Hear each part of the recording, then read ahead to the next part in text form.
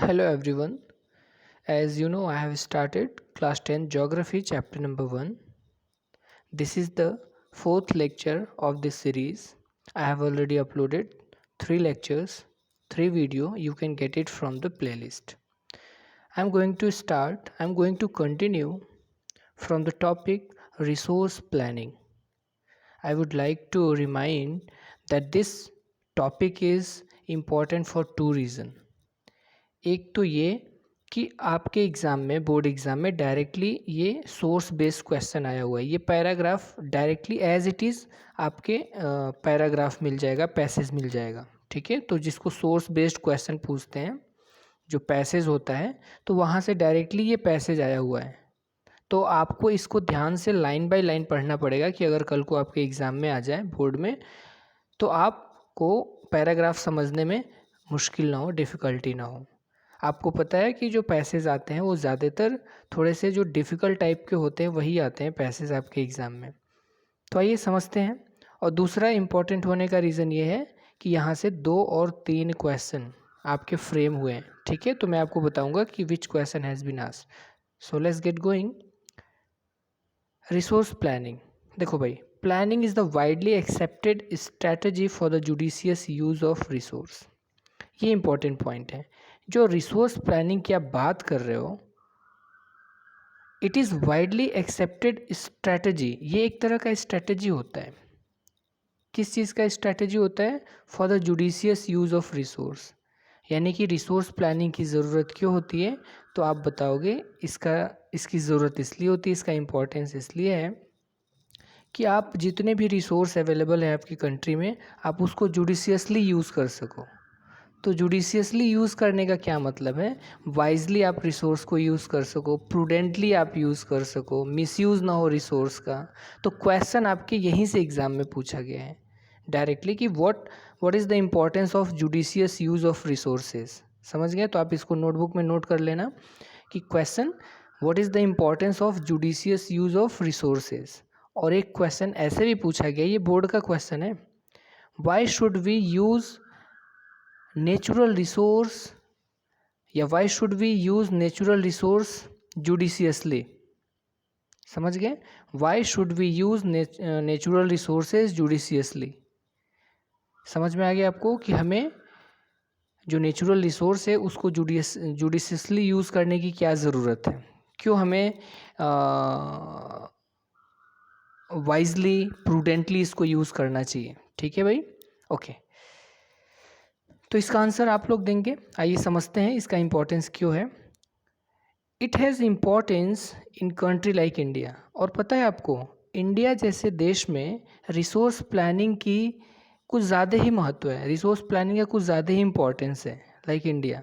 तो इसका रीज़न क्या होगा, आइए समझते हैं। इसका कारण, इसका आंसर यही होगा, because India has enormous diversity in availability of resource.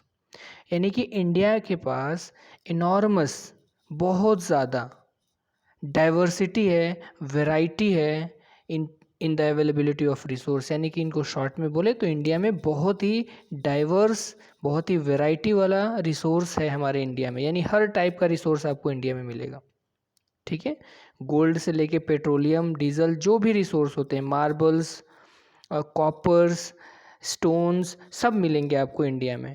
Natural heritage, ये सब मिलेगा आपको इंडिया में। समझ गए आप? कल्चरल हेरिटेज, ये सब आपको इंडिया में मिलेगा। समझ गए? ओके। तो there are region which are rich in certain types of resources. India में कुछ ऐसे रीजन है that are rich in certain type of resource, कि कुछ रीजन के पास कुछ पर्टिकुलर सर्टेन टाइप की रिसोर्सेज की अवेलेबिलिटी है, but deficient in some other. यानी कि कुछ तो उसके पास है लेकिन अदर रिसोर्स नहीं है। जैसे हरियाणा पंजाब का एग्जांपल ले लो, प्लेन रीजन का, वहाँ पे सॉइल वाला रिसोर्स तो है, क्रॉप्स तो आप ग्रो कर पाओगे, फर्टाइल लैंड तो आपको मिल जाएगा, बट आपको वहाँ पे पेट्रोलियम्स नहीं मिलेगा, स्टोन्स नहीं मिलेंगे, प्रीसियस स्टोन्स, मेटल स्टोन्स नहीं मिलेंगे। ठीक है, ओके। तो ये कुछ पॉइंट्स है कि some regions are very some regions are rich in certain types of resources. Okay, next यहाँ पे एक क्वेश्चन और पूछा हुआ है, ये डायरेक्टली पूछा हुआ है कि India has understand India has enormous diversity in availability of resource, double inverted comma में है ये, और इसको बोला है एक्सप्लेन करिए। आप समझ गए? तो देख रहे हैं इस पैराग्राफ से 3 क्वेश्चंस फ्रेम हुए हैं।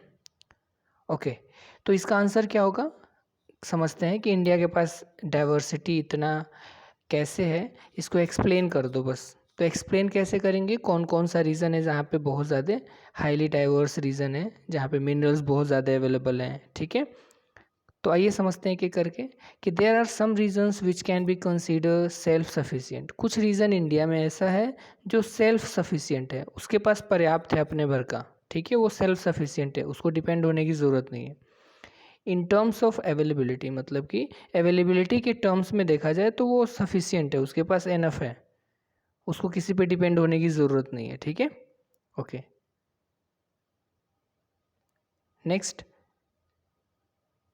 there are some reason which have acute shortage of some vital resource, और कुछ रीज़न ऐसे भी हैं जहाँ पे शॉर्टेज है, एक्चुअल में शॉर्टेज है रिसोर्सेज का, जो मेन रिसोर्स है उसके वो शॉर्टेज है। अब इसके एग्जांपल समझते हैं। जैसे state like Chhattisgarh, Jharkhand, Madhya Pradesh, these are the states rich in minerals and coal deposit. यहाँ पे कोयला वगैरह का डिपॉजिट ज़्यादा मिलेगा, मिनरल्स ज़्यादा मिलेंगे। But at the same time Arunachal Pradesh has abundance of water resource, और यहाँ पे देखो अरुणाचल प्रदेश के पास वाटर रिसोर्स बहुत ज़्यादा है, but lacks in infrastructural development. लेकिन अरुणाचल प्रदेश में आप जाओ तो वहाँ पे आपको इंफ्रास्ट्रक्चर बहुत अच्छा नहीं मिलेगा, ठीक है। तो अभी आप देख रहे हैं कहीं पे मिनरल्स ज़्यादा हैं, कहीं पे वाटर ज़्यादा है, कहीं पे इंफ्रास्ट्रक्चर डेवलपमेंट बहुत ही कम हुआ है। अब राजस्थान का एग्जांपल ले लो। State like Rajasthan is very well endowed with the solar and wind energy. Rajasthan के पास सोलर और विंड एनर्जी बहुत ज़्यादा है, ठीक है। यहाँ पे रिसोर्स इसके पास बहुत ज़्यादा पोटेंशियल है विंड एनर्जी का और सोलर एनर्जी का, ठीक है। But lacks in water resource, लेकिन राजस्थान में पानी की कमी है भाई। तो देख रहे हैं अलग अलग टाइप का, अलग अलग राज्यों में, डिफरेंट डिफरेंट स्टेट में कुछ अवेलेबिलिटी ज़्यादा है, किसी का कम है, कोई ज़्यादा है। समझ गए? ओके, यहाँ पे एक वर्ड है एंडोर्ड विथ का मतलब क्या होता है? एंडोर्ड विथ का मतलब होता है, एंडोर्ड विथ का मतलब होता है प्रोवाइडेड विथ, ठीक है, कि इनको मिला हुआ है। क्या मिला हुआ है भाई?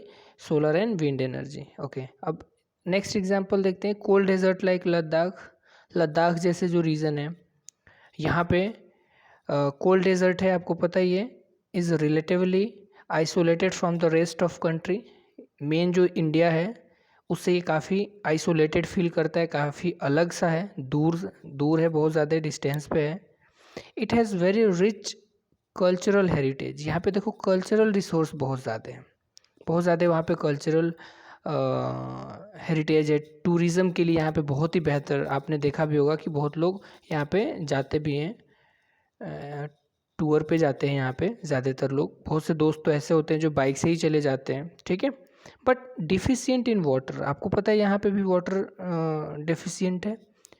कोल्ड डेजर्ट है, डेजर्ट मतलब पानी ही नहीं है वहाँ पे, ठीक है।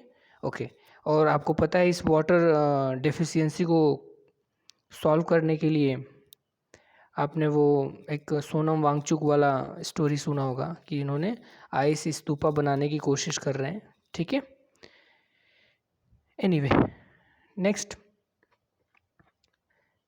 But deficient. ओके, तो यहाँ पे डिफिशिएंट किस चीज़ की है भाई? इंफ्रास्ट्रक्चर की डेफिशिएंसी है, वाटर डेफिशिएंसी है, ठीक है। और यहाँ पे जो वाइटल मेन इंपॉर्टेंट जो मिनरल्स हैं वो भी लैक करता है, ठीक है। तो ऐसे तो रीज़न है, यानी इंडिया में देख रहे हो, अगर आपके एग्जाम में आ जाए India has enormous diversity in availability of resource, explain करिए, तो आप बता देना कि झारखंड, मध्य प्रदेश,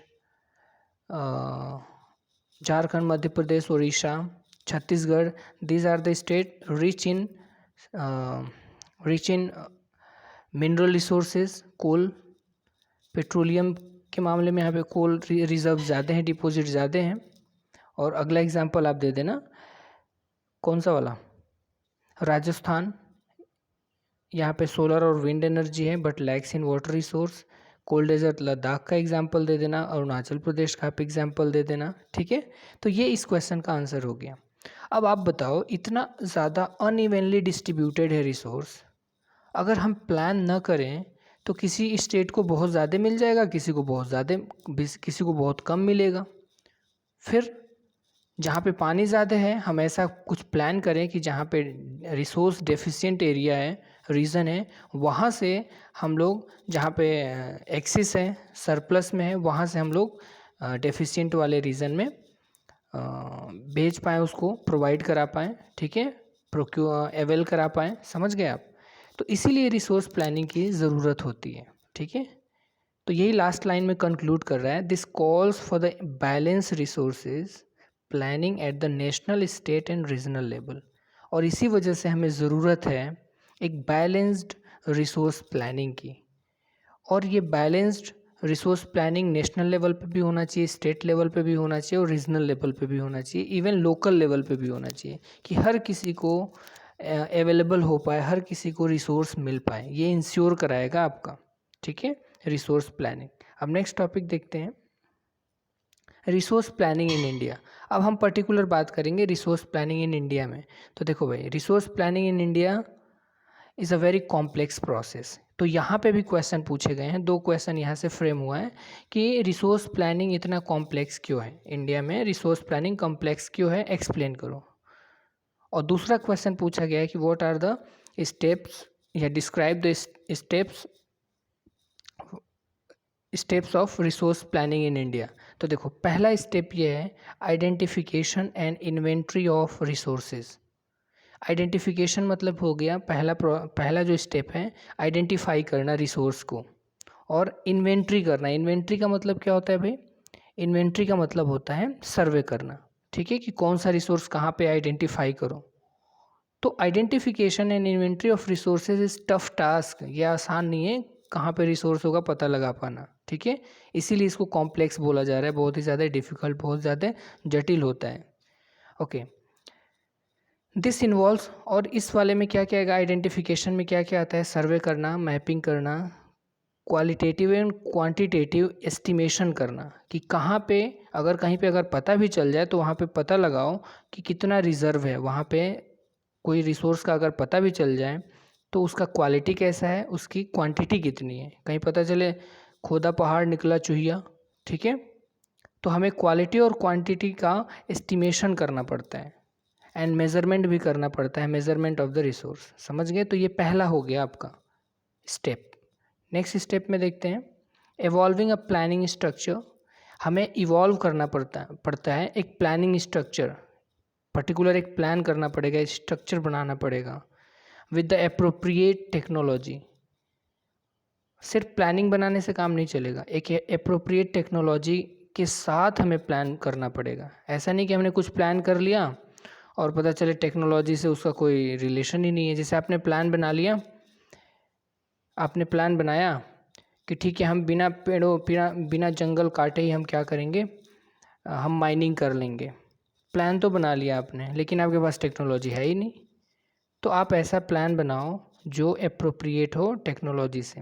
स्किल, आपको स्किल भी होना चाहिए, इंस्टीट्यूशनल सेटअप भी होने चाहिए, institutional setup for implementing the resource development plans. ये जो प्लान आप बनाए हुए हो उसको इम्प्लीमेंट करने के लिए, एग्जीक्यूट करने के लिए, उसको ग्राउंड पे प्रैक्टिकली इम्प्लीमेंट हो, एग्जीक्यूट हो, इसके लिए कोई हमें इंस्टीट्यूशनल सेटअप बनाना पड़ेगा, एक संस्था, एक पर्टिकुलर ऑर्गेनाइजेशन टाइप में चीज़ें बनानी पड़ेगी, ठीक है।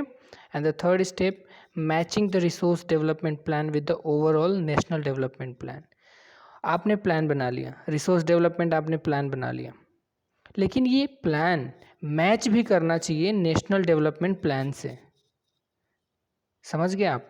अब इसको मैं एग्जांपल के साथ समझाता हूँ कि जैसे आपने रिसोर्स प्लानिंग कर ली कि देखो भाई, हमने प्लान ऐसा किया है कि जितने भी हम व्हीकल्स यूज़ करते हैं, 4 व्हीलर्स वगैरह, हम इसको बंद कर देते हैं। तो आपने प्लान बना लिया कि इससे पोल्यूशन बहुत ज़्यादा होता है, हम कार बंद कर देते हैं, 4 व्हीलर व्हीकल्स यूज़ ही नहीं करेंगे हम लोग, ठीक है, इलेक्ट्रिकल व्हीकल्स यूज़ करेंगे।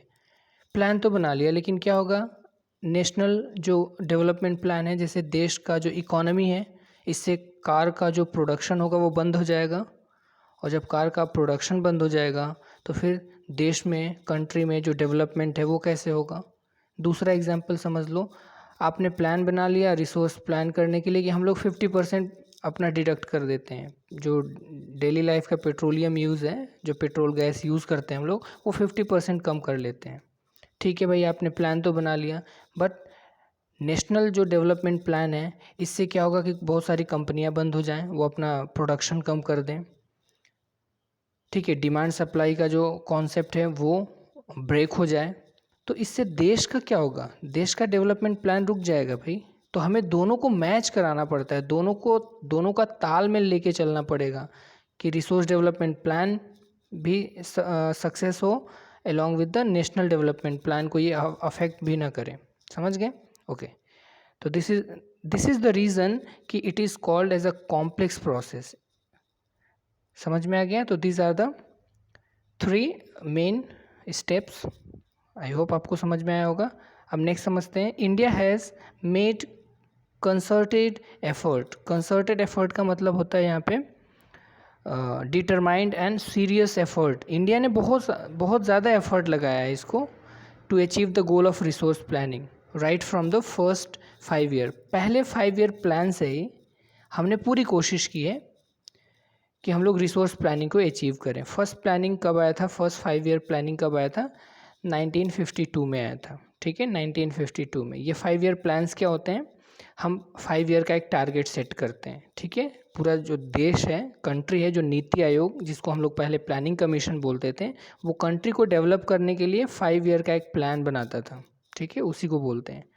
तो ये पहली बार कब आया था? 1952 में। अभी ये बंद कर दिया गया है, जब से मोदी गवर्नमेंट आई है 2017 से ये बंद कर दिया गया है। Anyway, the availability of resources is necessary condition for development. आपको पता है रिसोर्स का होना ये बहुत ज़रूरी है, ये बहुत ही नेसेसरी कंडीशन है डेवलपमेंट ऑफ एनी रीजन। यानी कि जहाँ पे रिसोर्स होगा वहाँ वो रीजन डेवलप्ड होगा। बिना रिसोर्स के होने से कंट्री का या किसी रीजन का डेवलप होना बड़ा मुश्किल है। ठीक है, but merely availability of resource, सिर्फ रिसोर्स का अवेलेबल होना ही डेवलपमेंट नहीं कह सकते। वहाँ पे उस रीज़न की गारंटी नहीं ले सकते कि जहाँ पे रिसोर्स होगा वो डेवलप ही होगा। कुछ रीज़न ऐसे भी हैं जहाँ पे रिसोर्स नहीं है लेकिन वो डेवलप्ड है। कुछ रीज़न ऐसे भी हैं जहाँ पे रिसोर्सेज है बट वो डेवलप नहीं है। तो फिर कंडीशन क्या है भाई, कैसे ये डेवलप होगा? तो इसके साथ एक और भी कंडीशन है कि in the absence of corresponding changes in technology and institution. यानी कि अगर आपके एरिया में, आपके रीजन में रिसोर्स है, अवेलेबल है, लेकिन टेक्नोलॉजी का अब्सेंस है, तो फिर आप डेवलप नहीं कर पाओगे। ठीक है, वहाँ पे अगर कोई इंस्टीट्यूशन नहीं है, कोई बॉडी नहीं है, कोई गवर्निंग बॉडी, कोई मैनेजिंग, कोई रेगुलेटिंग बॉडी नहीं है, तो इट में हिंडर का मतलब रुकावट, बाधा बनेगा आपके डेवलपमेंट का। समझ में आया? तो सिर्फ रिसोर्स का अवेलेबल होना ही गारंटी नहीं देता कि वो एरिया रीजन डेवलप होगा। इसके एग्जाम्पल भी ले लो, बहुत से ऐसे रीजन हैं। There are many regions in our country that are rich in resource but these are included in economically backward. बहुत से ऐसे रीज़न हैं जहाँ पे रिसोर्स तो है बट वो बैकवर्ड हैं। एग्जाम्पल ले लो, बिहार हो गया, झारखंड हो गया, एमपी हो गया, राजस्थान हो गया, उड़ीसा हो गया, छत्तीसगढ़ हो गया, नॉर्थ ईस्ट के स्टेट हो गए। रिसोर्सेज तो बहुत हैं बट वो बैकवर्ड है। ऑन द कंट्ररी, और इसके अपोजिट में देखो, there are some regions which have poor in resource but they are economically developed. इसका एग्जांपल जैसे पंजाब हरियाणा हो गया। ठीक है, वहाँ पे कोई पेट्रोलियम नहीं है, ठीक है, कोल का भी रिजर्व नहीं है, डिपॉजिट नहीं है, फिर भी वो डेवलप्ड में आते हैं। गुजरात हो गया, महाराष्ट्र हो गया, केरला हो गया, तमिलनाडु हो गया। ठीक है, ये स्टेट ऐसे हैं जहाँ पे रिसोर्स कम है लेकिन फिर भी वो लोग डेवलप्ड हैं। वर्ल्ड लेवल पे अगर एग्जांपल दें तो जापान एक ऐसा देश है जहाँ पे कोई रिसोर्स नहीं है। स्विट्ज़रलैंड में भी कोई रिसोर्स नहीं है बट वहाँ पे प्लानिंग करी गई है, वहाँ पे बहुत ही अच्छा प्लानिंग डेवलपमेंट प्लान है, वहाँ पे टूरिज़्म है। ठीक है, इसलिए वो लोग अपने आप को डेवलप करे हुए हैं। ठीक है भाई, ओके नेक्स्ट। ये एग्जांपल दे रखा है, can you name some state. तो मैंने आपको बता दिया कि जो बैकवर्ड है, जहाँ पे रिसोर्स है बट वो बैकवर्ड स्टेट है, बिहार हो गया, झारखंड, उड़ीसा, ये सब हो गया, एमपी वगैरह। नेक्स्ट, अब इस पैराग्राफ का कोई बहुत ज़्यादा इंपॉर्टेंस नहीं है, जो आपके एग्जाम में क्वेश्चन नहीं पूछा है, बट फिर भी मैं आपको समझा देता हूँ। इस पैराग्राफ से क्वेश्चन फ्रेम नहीं हुआ, हिस्टोरिकल है। देखो, history of colonization reveals that the rich resources in colonies were the main attraction of foreign invader. आपको पता है कि इतिहास ये बताता है, हिस्ट्री ऑफ जो कोलोनाइजेशन है, आपको पता है जो भी फॉरेन इन्वेडर्स थे, जो भी फॉरेनर्स थे, यूरोपियन कंट्रीज़ थे, वो इंडिया में आते थे और अपना कॉलोनी बनाते थे। ठीक है, और इंडिया को उन्होंने अपनी कॉलोनी क्यों बनाई? क्योंकि यहाँ पे एक अट्रैक्टिव फैक्टर था। वो अट्रैक्ट क्या कर रहा था? इंडिया में रिसोर्स था, India was rich in resources, इसलिए फॉरेनर्स यहाँ पे आए थे। डच, फ्रेंच सब आए थे इंडिया में। ठीक है, it was primarily higher level of technological development of colonizing country. But आपको पता है कि उन लोगों के पास हाई लेवल का टेक्नोलॉजिकल डेवलपमेंट था। उन्होंने क्या किया? स्किल से कोलोनाइजिंग कंट्रीज़ का डेवलपमेंट किया, और डेवलपमेंट सिर्फ इसलिए किया, जैसे इंडिया में उन्होंने रेलवे क्यों बनाया? कि यहाँ के जो रिसोर्स हैं हम यहाँ से एक्सट्रैक्ट कर सकें, यहाँ से हम ले जा सकें अपने साइड में। ठीक है, एक्सप्लाइट कर सके रिसोर्स का।